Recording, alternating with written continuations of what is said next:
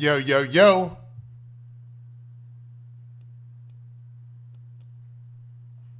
Mike, check. Yo, what up? What up? This your boy Big Man. You already know what it is, man. So, man, let's get to it, man. Let's get this thing started right.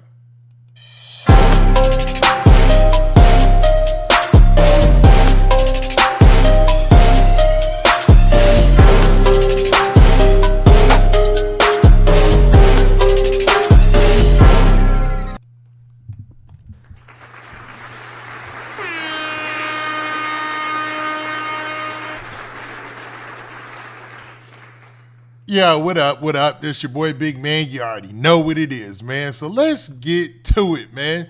So today I got a couple of topics I want to discuss, man. It's going to be a relatively light live, but it's some real action going on out there in the hip hop community, man. First off, if you're in here, man, or you're getting in here, or when you get in here, make sure you hit that like button first thing, you know what I mean?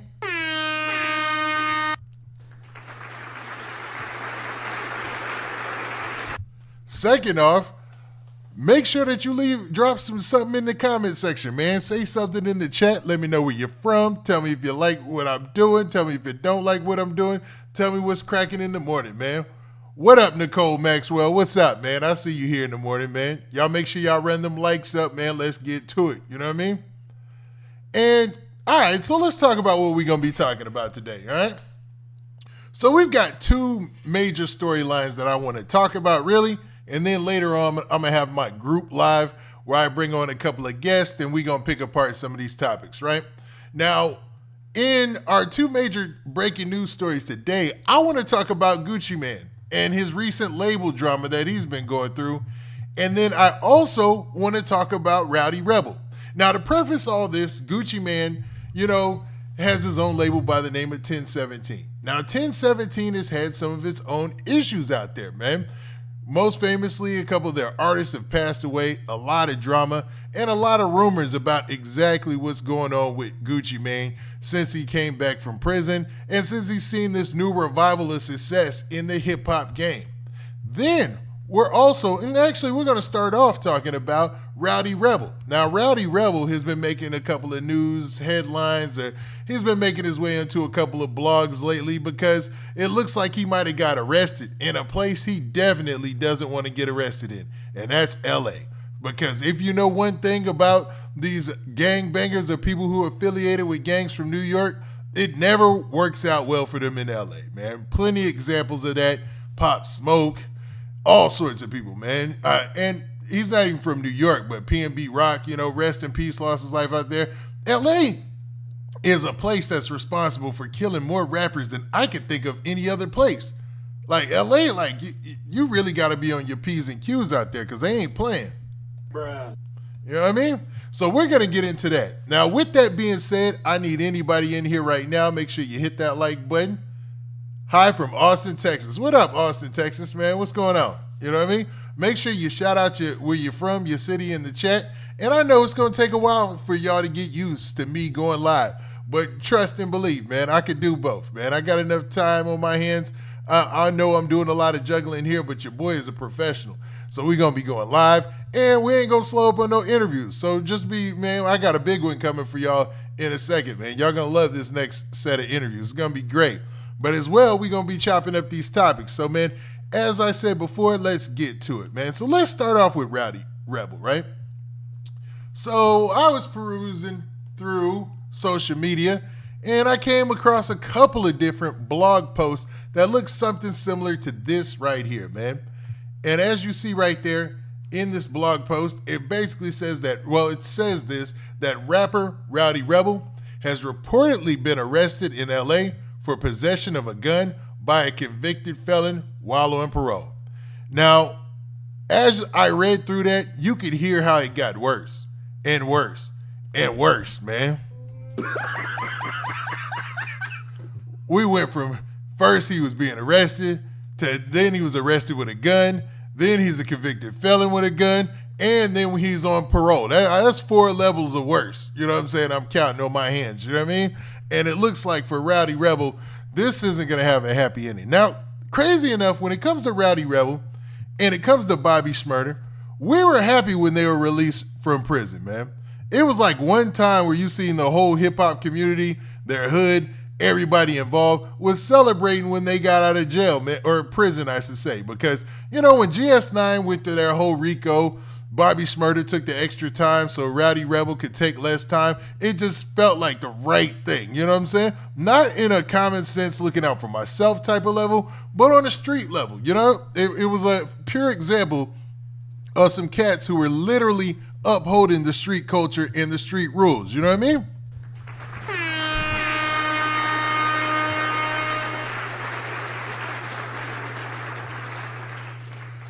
Now, with that being said, they hit the ground running. They didn't have as good a rollout as Finesse 2 Times in the music department, but as far as promotional hip hop, people just, as far as momentum and just having a lot of backing and people really shouting them out and pushing behind them, Rowdy Rebel and Bobby Shmurda really, really, really had the hip hop community to have their back, man. It was great to see. You know what I'm saying? And it just felt like things were going to be going good for them. Crazy enough, Rowdy Rebel and Bobby Shmurda were not able to capitalize on all this newfound fame. Rowdy Rebel was already kind of famous for his computer song, or his version of the computer song that he did. And, at the early starts of the New York drill movement, you'll never be able to take that away from him and Bobby Shmurda. But as far as like being a well-known international superstar rapper, no. But when they got out of prison, they got that kind of love. You know what I'm saying? Like that kind of love was there for them. And everybody was here for it. So we thought they would follow that up with more success in the rap game.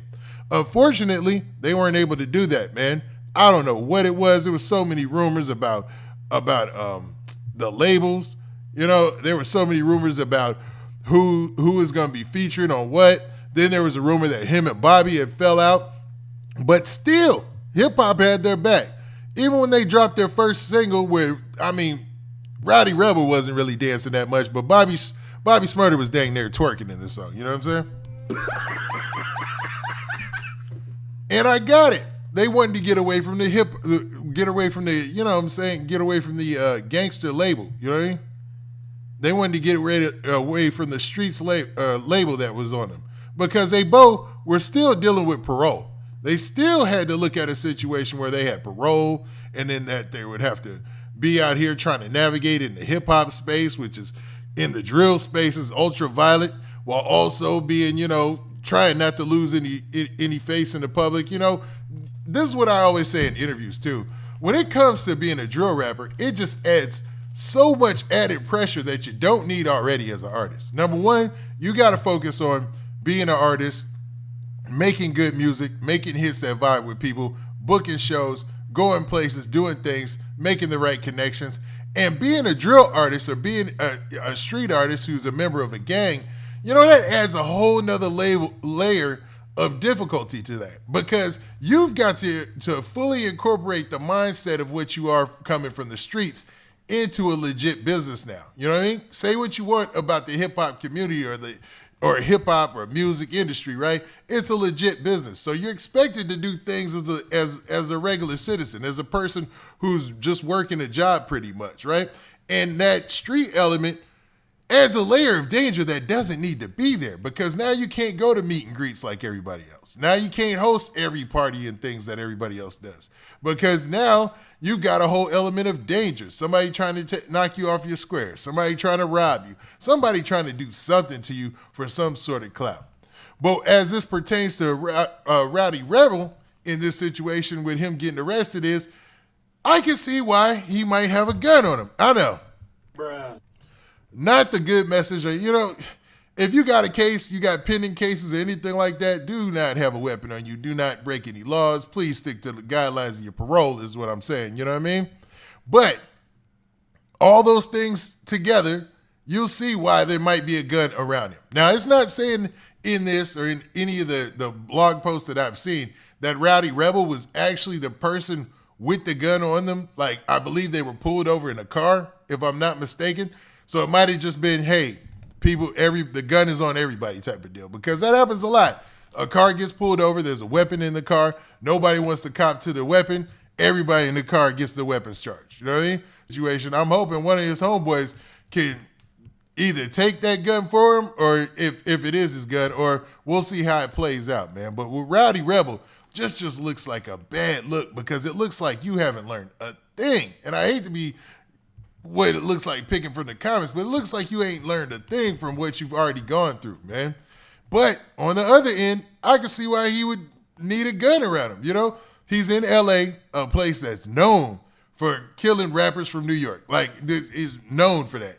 Then, on top of that, he's had previous beefs and things like that, which I want to get to now, man. So Rowdy Rebel isn't just running into this situation all willy-nilly and, you know, might have to protect himself. There's good reason why Rowdy Rebel might have thought that he needed to protect himself in this situation. And one of those being the fact that he had offended a very, very dangerous organization, or I should say gang, out there in Los Angeles. You know what I mean? And I want you guys to look at this post this guy made on TikTok, who kind of breaks this down, exactly what was being said at the time. Now, this was like a year ago, I want to say, maybe 2 years ago. It was like relatively early in them getting released from prison. But Rowdy Rebel had said some things about this gang out in LA called the Hoovers. Now, the Hoovers, some call them Hoover Crips, some call them Hoovers criminals. There's different sides to that. Like, some of them, they claim to be Hoover criminals, HC. Some of them claim to be Hoover Crips still from a holdover from back in the day. But most people call them the Hoovers. You know, they refer to them as the Hoovers. They're notorious for being grimy, notorious for doing people dirty, notorious for taking people's lives. And their members from the Hoovers have already spoken in interviews and talked about the fact that they were the ones who took the life of Pop Smoke. Bruh. Yeah, no jokes, bruh. So this, I mean, really, really dangerous organization, you know what I mean? And Rowdy Rebel did some things to offend them. And we'll bring up that post in a little bit, but he made some posts that offended this organization. But listen to this guy's breakdown of the situation.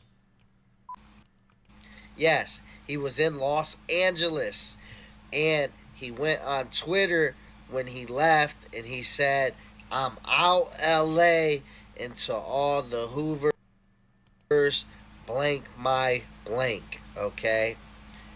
So, what I gotta say about this is, now you guys could put the lines together in that one, you know what I'm saying, or fill in the blanks. When he said SMD out of disrespect, so that much, you know what I mean?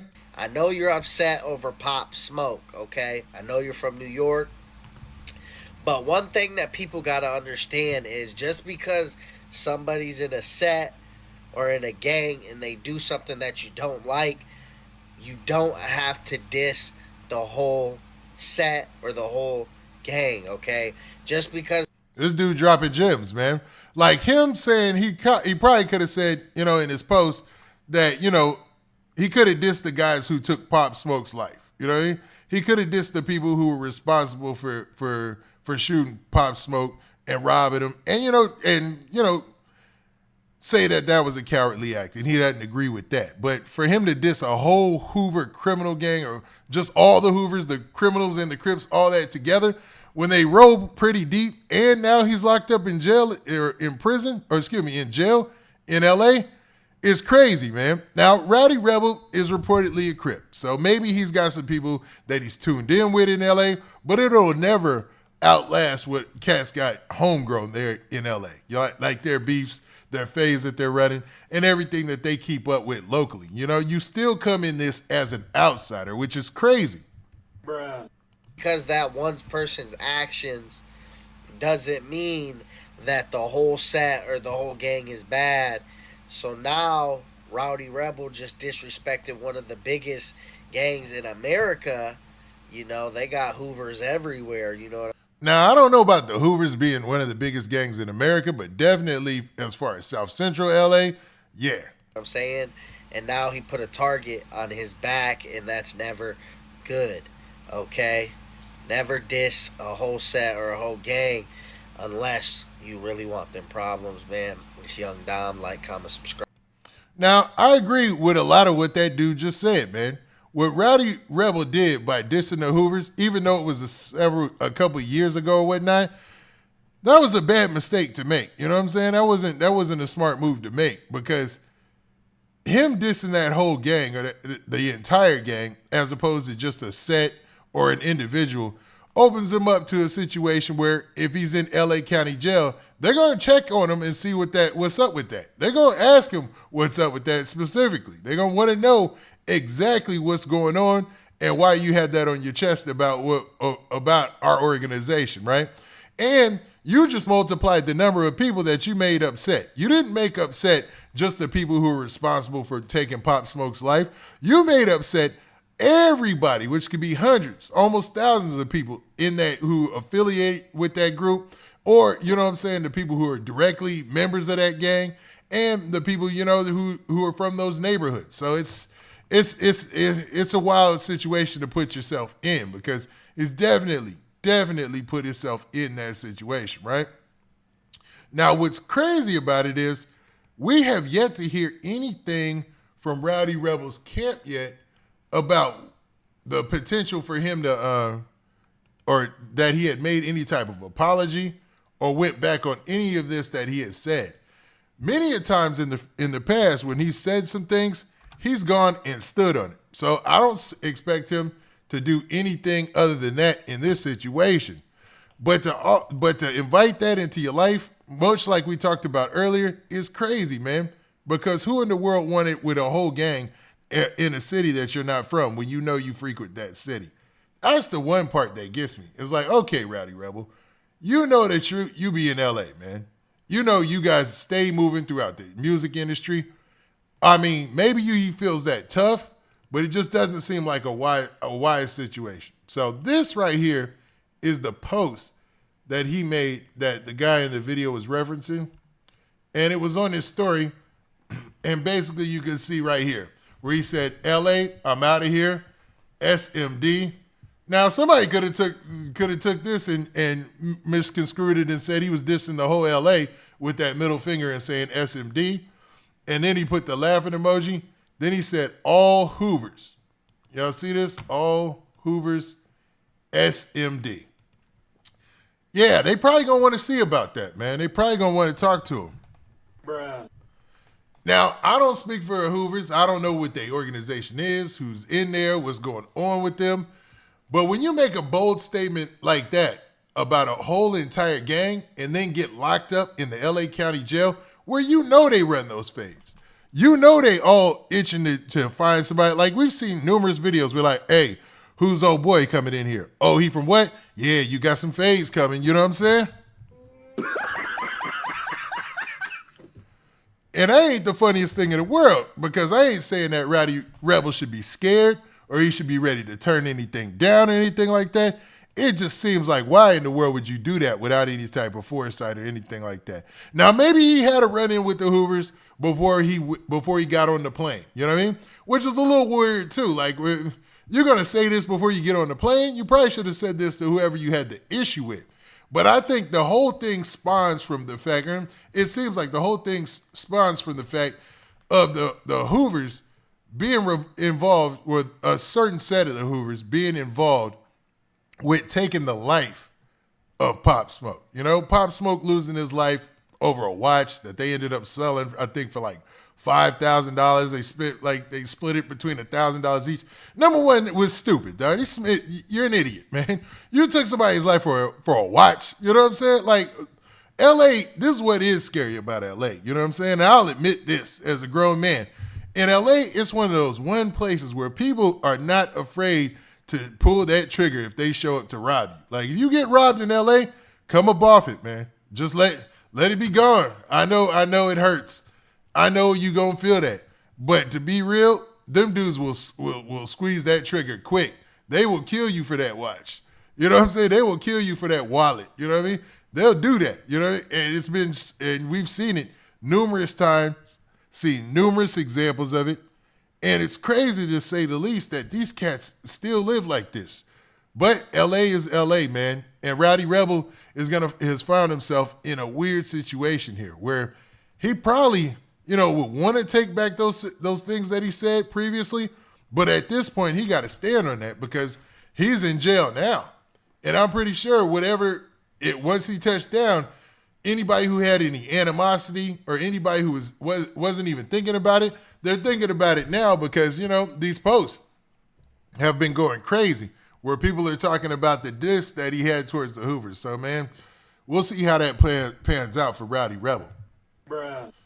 With that being said, man, I like Rowdy Rebel, man. I like Rowdy Rebel. I think, man, as far as, rap artists go and looking out for their homeboys and things that they've done in the rap game and, just the way that him and Bobby Shmurda have navigated, I appreciate it. You know what I'm saying? I think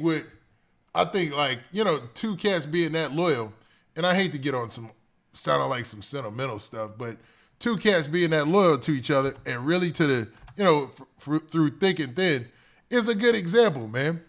But this got me to thinking about the other controversies that we've seen around Rowdy Rebel, man. Because remember his whole situation with the NBA YoungBoy? I don't know if you guys remember that, man. It was a while ago. It wasn't even that long ago. I want to say, what was that? Yeah, it was. It was like 2 or 3 years ago as well. So this is what. Let's bring that up. That post, man. This right here. Remember this? Oh, okay. I felt like that shit came out wrong. He meant it in a good way, like that. He wished that none of that shit would have happened. My bad. That's actually the post of Bobby Shmurda talking about the reaction to it. But we'll play it next. You know what I'm saying? Sometimes you can't talk on other people, period. So, bro, I mean, Rowdy know he's in the wrong for that. You know what I'm saying? He's going to check that. You know what I'm saying? But he didn't mean it in the wrong way. Right. He came from like a big bro looking at, not a big bro. I ain't going to say big bro, pardon my words. An older black guy looking at young black guys and liking both their music. Right. And wishing it. But that happens, that's going to happen all the time. Like that happened with Tupac and Big. I'm pretty sure he said something about thing. Pac like, I don't worry about none of that thug life. Fuck you too then, you know what I'm saying? Right. So it's like sometimes Bobby Shmurda is always so on 10, man. He's always turned up. Emotions gonna come out. So when emotions is high, you don't want to talk on situations. Sometimes you just gotta say, man, I wish for the best for everybody. And that's it. Keep it like that. Shut the fuck up. Don't say.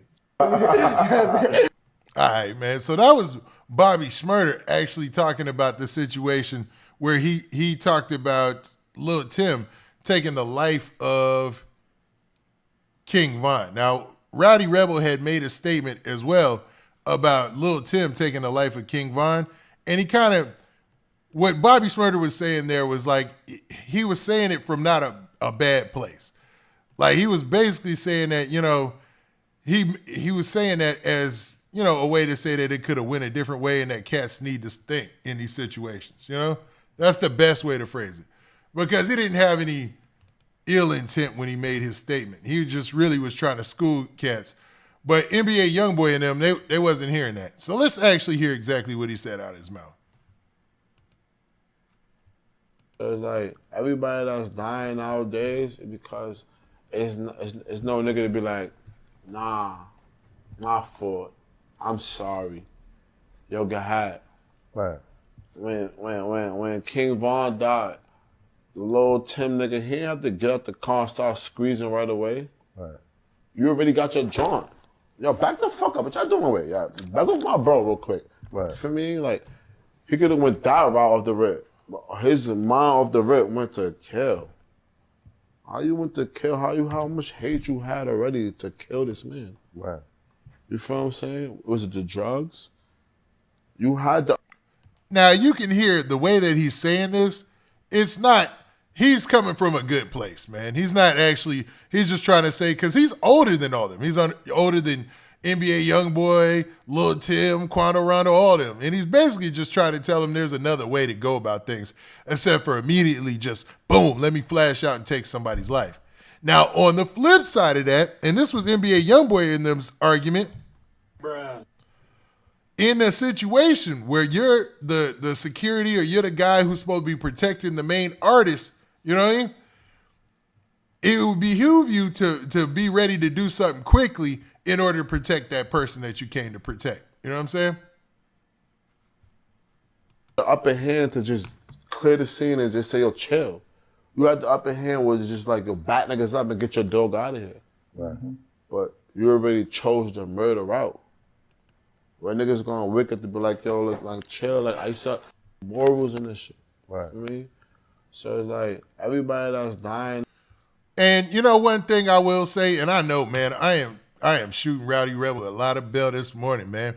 But they do stand on it when they talk about morals and stuff like that. When it come to him and Bobby Shmurda, man, I can take their word for a lot of stuff, man.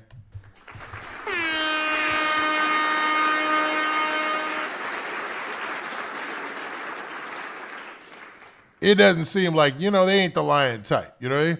So whatever happens, you know, with Rowdy Rebel and Bobby Shmurda, they usually stand on it. And, you know, there was even a rumor that they had fell out or whatnot. But, you know, they were quick to come out to the public and be like, oh, no.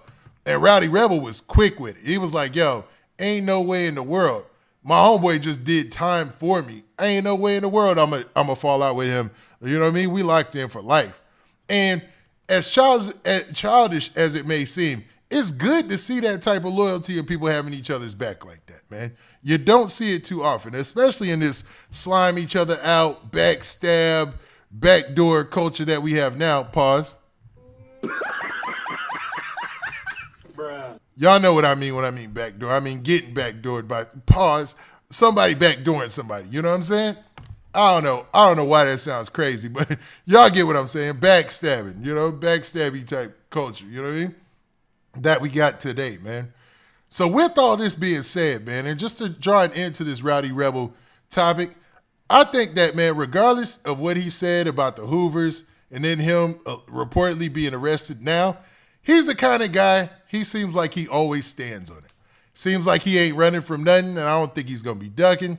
He is, he's reportedly or been reported to be a Crip gang member. And up until this point, he was tiptoeing and making sure that he stayed out of the arms of the law because both him and Bobby Shmurda are on parole with some strict, I'm talking about very strict guidelines as far as how they're allowed to, you know, navigate throughout social media and everything. They're not supposed to be talking about no gang stuff. They're not supposed to be doing a lot of things. And that's why I didn't fault Bobby Shmurda when he came out and he was doing his twerk music. I hate to call it twerk music, but come on, man. Bobby was popping them hip. Pause, bro. Bruh. Bobby was dancing, man. He was doing some dancing in that first video. I was shocked. I thought he was going to come out with something gangster. But then you find out that he really couldn't have came out that way regardless. Like, he couldn't have dropped no music that way regardless. So I ain't hold it against him, man. You know, Bobby and Rowdy seem to stand on it.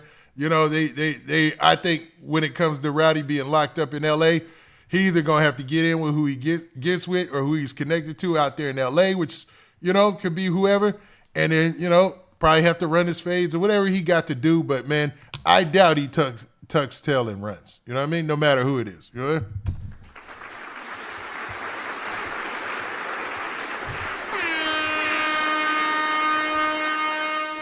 All right. Now, with that being said, man, let's go on to our next topic I want to talk about today, man. And like I said, I just got two big topics, and this one is humongous, man. Pause.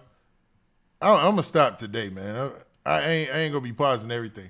All right, man. So today I want to talk about Gucci Mane. You know what I'm saying?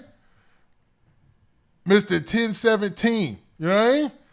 I'm talking about the man who basically birthed a lot of the movements, a lot of the artists, and a lot of the drill rap that we see today. You know? Drill rap, yes, it does come from Chicago. Don't kill me. But listen to their older interviews and how many of them were influenced by Gucci Mane. How many of them were influenced by Gucci Mane saying, hey, man, you know, I shot your homeboy on the record, and how that started a whole thing of making that trendy. Even though I'm not saying it's trendy, bro. Bruh. Or I'm not saying it's cool, bro.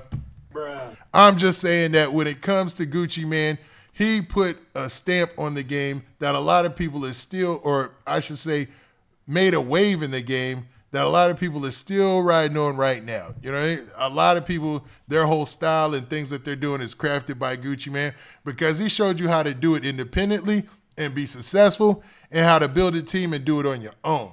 And when he did do his thing and get with the labels, it was on his own means.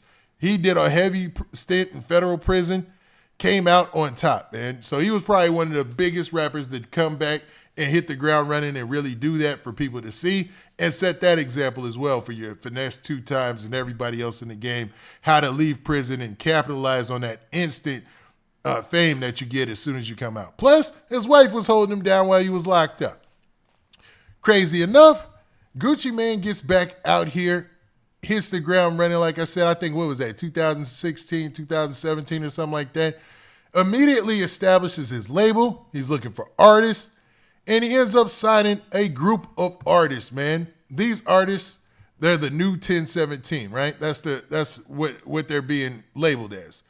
Now, for most of these artists, they end up having an instant impact in the game based on their work that they did previously on their own, but mostly based on their affiliation with Gucci Mane, man. So let's not trip and not recognize the fact that Gucci Mane pretty much put these people in the game and gave them all the juice and everything they needed to move forward. Now, with that being said, you would think easy peasy. Gucci Mane's a superstar. He's signing talented rappers who are turning out to be superstars. It should be an easy win for everybody involved in this situation. Well, it seems like, how is the best word to phrase this without being disrespectful? It seemed like the streets followed them into this situation, into their record deals, into who they were going to be in the rap game. And I don't know, is that but bad coaching on Gucci Mane's part? Because to be honest, you see his influence on all of his 1017 artists and how they made it in the game, be it Big Scarr, be it Pooh Shiesty, be it Foogiano, you know what I mean? But regardless of all that, Gucci Mane wasn't able to steer most of these people in the right direction to show them how to make the long-term money, something it took him a long time to learn himself. Sadly enough, several of these artists have lost their lives and even been locked up. You know what I mean? Famously, Pooh Shiesty is his artist who is the most successful, is doing a Fed bid right now, along with Foogiano, his second most successful artist. Other artists have lost their lives, so it's been a whole thing about this 1017 Gucci Mane curse. Like, is this thing real? What's going on with Gucci Mane? And is there some sort of dark energy following his signing artists around? Because we have yet to see one pop, be successful, and maintain that success and stability in the rap game, man. Bruh. So there's a new guy. A guy by the name of 1017 Lil Zay. And he's come out on social media recently, and he was doing what looks like a street interview, and he's talking about his whole stay at 1017 and being an artist under Gucci Mane. Now, there's artists who signed at 1017. You know, at a point, Gucci Mane was signing everybody with some heat behind him, you know? Everybody with a little bit of movement behind him. Everybody with a little bit of shine behind them, but they all were street-affiliated artists. You know, they were all had that authentic street affiliation to them, and I think that was something that Gucci Mane was looking for. But that turned out to be a strategy where you can lose a lot because you invest a lot in these artists, they end up losing their life, or they end up, you know, falling to a victim to the streets, losing your life, going to prison, going to jail. You know, all those things, drug overdose, all these things are pitfalls in the street. And they're obviously, if they're authentically in the street, they're going to take those things with them. Now, let's look at what this guy, Lil Zay, had to say recently about Gucci Mane, Mr. 1017. You know what I mean? Oh, I done signed to you for money. I already You had had the money, yeah, okay, I so appreciate this shit. What do you feel? I was expecting brother put that push behind a nigga, like really show it the road, like Yeah. call and say what you got going on. Yeah. How can I help you, bro? Yeah. Like, it wasn't none of that. Like, You bro, just signed him and just he do just, you? listen, he signed you, he give you the money, give you the jury, and just let you do what you want to do. Damn. It's cool. A nigga not saying that you gotta be there, Yeah, hold my hand, yeah, You ain't uh-huh, gotta uh-huh. be there holding my hand, but at the end of the day, you a legend. Yeah. You got the snap of a button. You Yeah, can, you but you can have turn the it- snap yeah, of a button. yeah. You see what I'm saying? Yeah. So what the fuck I'm sitting around Yeah. waiting on you Yeah. to do something for me for? Now, I know I can already hear the gears in everybody's head turning, saying, hey, man, what were you doing during this whole time where you wanted Gucci Mane to turn the switch on for you? Because to be honest, it feels like Gucci Mane did turn the switch on for certain artists, man. Like when it comes to Pooh Shiesty, I don't know. It just worked because Pooh Shiesty, number one, he had the youth already. Him and Big 30 independently, their style of beats, it's very unique to them. And their affiliations, they were already cool with Lil Baby. There were things so aligned with Pooh Shiesty and Big 30 that they were going to pop. They were going to have a name. They were at least going to have their shine. Say what you want about how Big 30 turned it up lately or later than that. He was, man, during that time period when him and Pooh Shiesty first got signed, they were looking like the next coming of this gangster rap thing. You know what I mean? Bruh. Actually,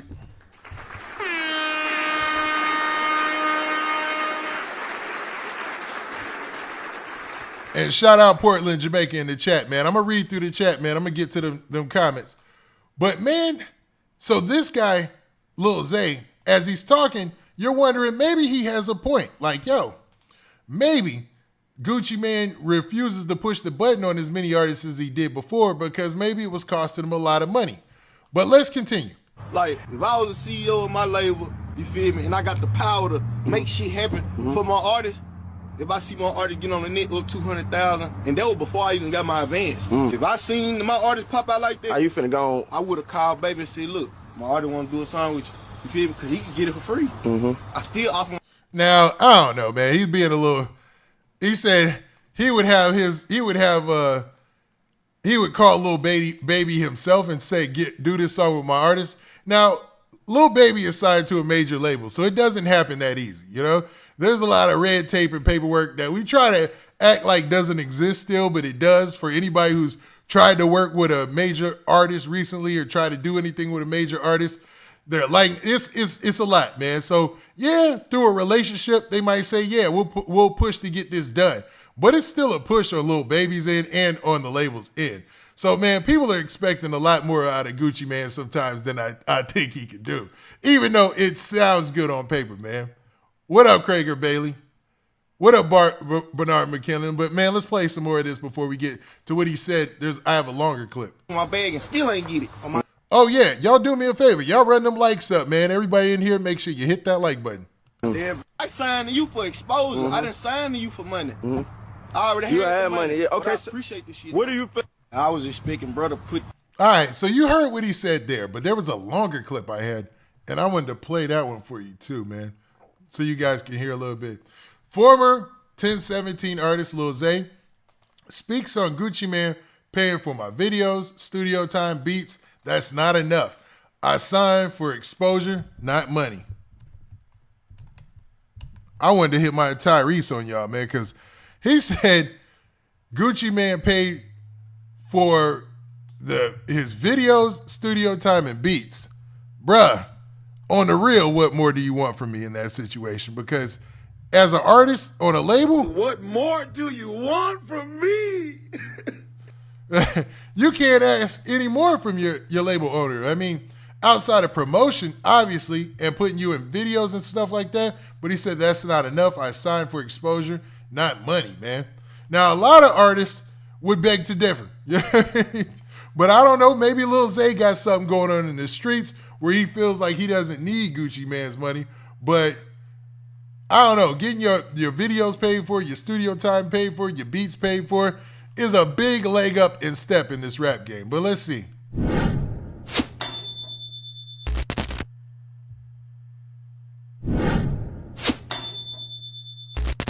My bad. I guess that is all of the clip. Put that push behind a nigga. Like, really show it the road. Like, call and say what you got going on. Yeah. How can I help you, bro? Yeah. Like, it wasn't none of that. Like, You just signed him and just Listen, he signed you, he give you the money, give you the jury, and just let you do what you want to do. Damn. That's cool. A nigga not saying that you gotta beat her, Hold my hand. Yeah. You ain't gotta beat her, holding my hand. But at the end of the day, you a legend. Yeah. You got the snap of a button. You Yeah, can you make you can have turn the it- snap yeah, of a button. yeah. You see what I'm saying? Yeah. So what the fuck I'm sitting around Yeah. waiting on you Yeah. to do something for me for? Like, if I was the CEO of my label, you feel me, and I got the power to make shit happen for my artists, If I see my artist get on the net up 200,000, and that was before I even got my advance. If I seen my artist pop out like that, How you finna go on? I would have called baby and said, look, my artist want to do a song with you. You feel me? Because he can get it for free. I still offer my bag and still ain't get it. That's wild, man. The thing that Gucci Mane could just make or have Lil Baby jump on a song with you just by saying it is a little wild, bro. I don't think he might be tripping on this one, man. I understand. With a lot of artists, they feel like they get the short end of the stick. But when you say he paid for your videos, he paid for your beats, he paid for the studio, he gave you a chain, it sounds like he gave you the perfect rapper starter pack to me. Especially for a drill rapper, man. That's like the drill rapper ultimate starter pack. A 1017 chain, a Gucci Mane cosign, and all that. That's winning. But man, to be honest, there's always been rumors around Gucci Mane and how he treats and works with his artists, right? When it's up, it always seems like everybody is here for it, man. There's nothing but good things to say about him. But I can't not talk about the fact that, a lot of his artists end up in a tragic situation. I'll say that, right? A lot of them have a tragic end to their story. And some of those more recently than not, man. Obviously, we know that Pooh Shiesty is locked up. We talked about that. Foogiano is locked up. We talked about that. And those were two of his heaviest hitters. So you have Pooh Shiesty catch a federal charge for a shooting down in Florida, and he's been bouncing between federal prisons here and there since then, right? You have Foogiano end up cutting off his ankle monitor and end up catching a charge for that. And from then, he goes on the run. He ends up getting, or allegedly goes on the run, you know what I mean? He ends up getting locked up and put in prison. And then from there, he catches another sentence on top of that. So who knows when Foogiano will be back on the streets. Pooh Shiesty, it's looking like another year or two, you know what I mean? It'll be here before you know about it. And lucky for Pooh Shiesty, he's still young. So maybe Gucci Mane could be leveraging all his bets on when Pooh Shiesty touches back down, because I'm pretty sure he's still signed. And when Foogiano gets out, when he gets out eventually, man. Because those were his two heavy hitters. Now, since then, he's signed other rappers. He signed Hotboy Wes. Now, Hotboy Wes had a crazy story where he ended up getting arrested, man. So, I mean, maybe this Gucci 1017 curse is a real thing. But for those of you who forgot about Hotboy Wes, man, let's talk about how his story ended right here. A Waco rapper has been sentenced to 15 years in prison on multiple felony counts. 15 years. Bruh. That include violent acts against the mothers of his children. Wesley Lewis, known by his rapper name Hotboy Wes, pleaded guilty to 10 counts alleged in 6 separate indictments. According to court records, Lewis was arrested in February of 2020 after he tried to run the mother of his children off the road with 2 of his children in the car. Wow, man. So you hear Hotboy Wes, Gucci, I don't want to say 1017 curse, Gucci Mane curse, but the theory is starting to seem real, man. Now, do I really think there's anything magical or mystical at play here, or there's somebody dark in the industry that has something against Gucci Mane's artists? No. But it is a weird coincidence that a lot of his artists end up in these situations where the streets, win. They lose to the battle to the streets. Hotboy Wes being one of his latest signings, he ended up going out in that same way, man. But another artist that he signed that went out in a crazy way was Big Scarr. Now, this is in no disrespect that I say this, but Big Scarr was kind of the last dude from the original 1017 roster that was actually putting on for Gucci Mane. You know what I'm saying? Big Scarr was like a Memphis rapper who already had affiliations with different people throughout the CMG and the PRE camp, and was really, really had his own following, doing his thing out here. But he ended up losing his life as well, man. We are following more breaking news tonight. This is about a Memphis rapper connected to Young Dolph. Rapper Big Scarr has died. This is what was posted by rapper Gucci Mane on his Instagram page. It shows a picture of Big Scarr along with the caption that reads, "This hurts." Now, Gucci Mane put this post out the day that Big Scarr had passed away, and it was before everybody had even confirmed it. Because I remember when the story first hit, it was a rumor, but Gucci Mane had put this post out and pretty much confirmed that it was Big Scarr that lost his life. Now, the wild thing about Big Scarr's situation is there was no foul play involved. This was it was a drug overdose is what it was ruled, I believe, man. So in this whole rap game, or in the current state of the rap game, we're in a weird space where these cats, a lot of them mess with drugs, like hardcore drugs, which is crazy to think about, man. You know what I mean? Bruh. Because on top of that, they're still trying to be an artist. And I know since the days of rock and roll, blues, or whatever, there's been a balance between drinking, drugs, and all that stuff. But anything that's a hindrance to your success in the game should be discarded, man, if you ask me. And I know that sounds like a square approach to taking on the rap game and unrealistic, because a lot of people use that as their creative crutch. But in this situation with Gucci Mane, you'll see with this Big Scarr situation, it wasn't the only one, man. So let's listen to the rest of this report. I'm going to miss you. We are hearing the rapper died today. He was signed to Gucci Mane's label. Right now, we are working to learn how he died. Big Scarr was about to go on tour with Key Glock next year. He was just 22 years old. Now think about that, man. Big Scarr was only 22 years old when he lost his life. And he was actually doing pretty good numbers out here in this hip hop community, or I should say in the hip hop community. Now, in no way am I saying all these deaths or any of these deaths or any of these people going to prison is any fault of Gucci Mane. It's not his fault at all. These are adults.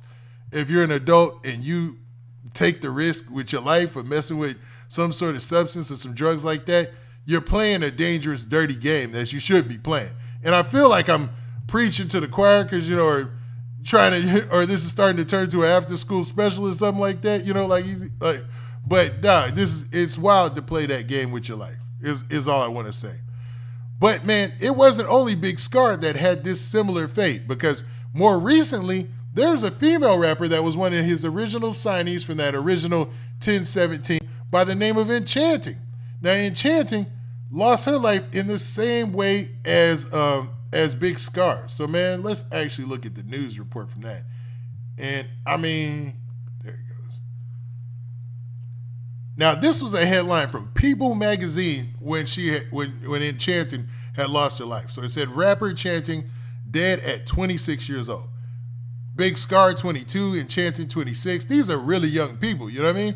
Former label head Gucci Mane says we gone all miss you. So basically, in his own way, saying that he misses her. That was the report right there when she originally got signed, or a picture from when she originally got signed to the new 1017. Says Gucci Mane has announced the death of his former artist, Enchanting. She was 26 years old. Now, in this situation, it was much like the Big Scarr situation, where he let people know first that she had lost her life. Now, I'm pretty sure the family reached out to him first, and because they had access to him, and let him know the seriousness of the situation and that she had lost her life. But man, as a label owner, how much bad news could you take, bruh? What more do you want from me? Like, Gucci Mane has been getting bad call after bad call since announcing the brand new 1017 that he announced back in early, 2020? Now, it said on Tuesday, June 11th, the 1017 Records founder, born Roderick Davis, 44, confirmed the death of his protege, whose real name was Channing Nicole Larry, via social media. And that was the post he made. He says, so sad to have to say RIP to such a great young lady, a true star. We're going to all miss you, Chant. So love Enchanting. Gucci captioned a photo of her and his on his account. So this is the photo that he posted, man. And you see the So Icy Boys t-shirt and everything, man. Crazy, man. But man, I bring up that not to harp on the fact that Enchanting lost her life as well, but to take a look at his roster and see all the people who have been affiliated with Gucci Mane, who have lost their lives, all the people who are affiliated with Gucci Mane or signed to Gucci Mane, who have been arrested or in prison or serving long prison sentences now. and to really think about the fact, like, what in the world is going on with him and his label, bruh? Like, I know Gucci Mane has moved on in life. He's a family man. He's dropped a book. He's done really big things out here as far as moving on in his life from past beefs. We seen him do the versus battle with him and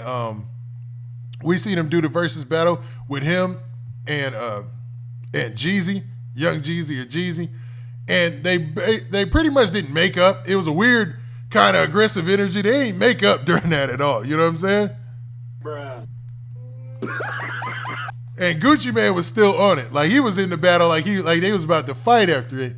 But man, it seemed like, you know, that he took a more approach than he would have earlier in his career, because we remember how Gucci Mane really was. You know, we talk about these drill rappers like, you know, they the worst people in the world and all this stuff.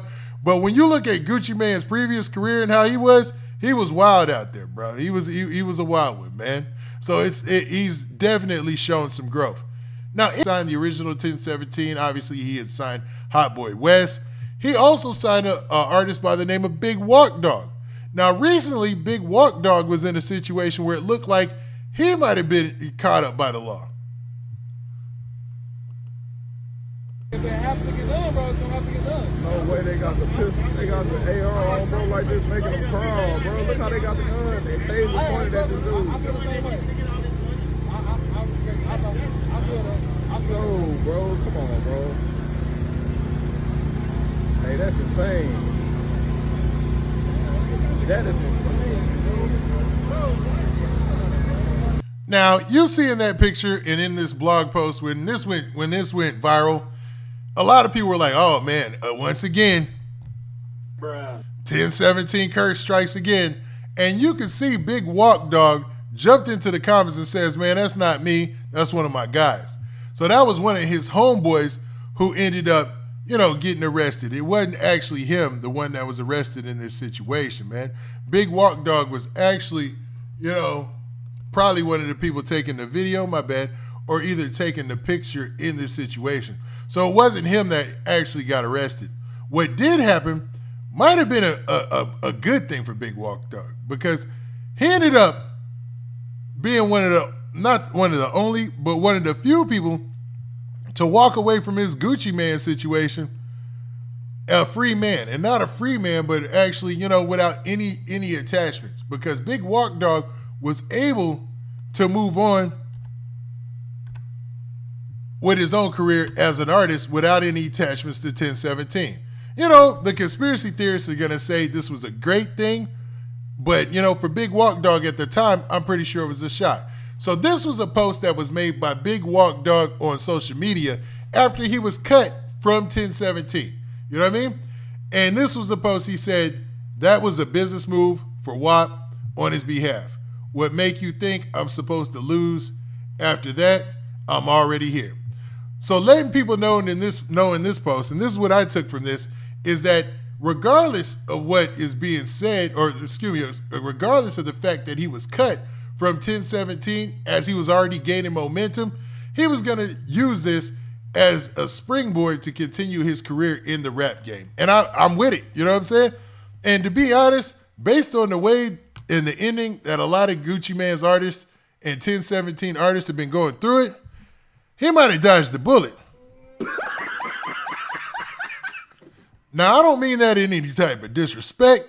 I don't mean that in any type of diss to Gucci, because as far as I know, he's only had one artist, and that was in his first run, that lost his life to gunfire, lost his life to gun violence. You know, Gucci Mane is known as a shooter. You know what I'm saying?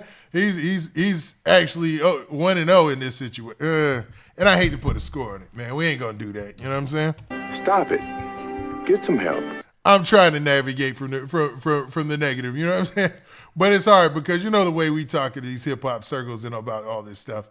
But for BigWalkDog, that might have been the platform or the situation he needed. Just enough exposure to get hot, but you know, being able to go out there and create and do his own thing after the strings were cut and the ties were cut from 1017. So where does this leave us with 1017 and Gucci Mane? I'll say regardless, Gucci Mane has an eye for talent. He'll always be able to spot those authentic street artists who can also make music that rides, or that makes your head move, or that goes hard in them speakers. You know, he has that ability because he was that artist himself. So it's like a genius spotting out a genius, or a musical talent spotting out the same musical talent.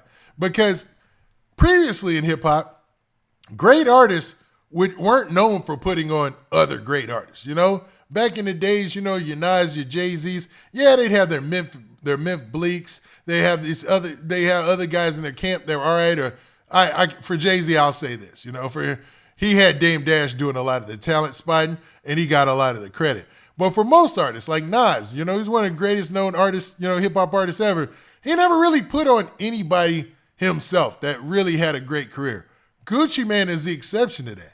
He's able to spot out artists that have that street, you know what I'm saying, sort of edge to them, but still are talented, like your Pooh Shiesties, your BigWalkDogs, your Hotboy Wes, and whatnot, man. You know, your Foogianos. So I think that with that talent, he's going to continue making his label successful. But a lot of the lure around 1017 is always going to be met with that scrutiny of, hey, man, you signed to 1017, because you see it anytime he announces somebody gets signed. You better watch your back. Is it going to be all right? That type of deal. You know what I'm saying? That's for real, man. That's for real. Now, okay, man. Next, we are going to talk about what's been going on in Memphis lately. But in order to do that, I'm going to be talking to a couple of buddies of mine, and I do two different streams, man. I do one where I talk about stuff solo.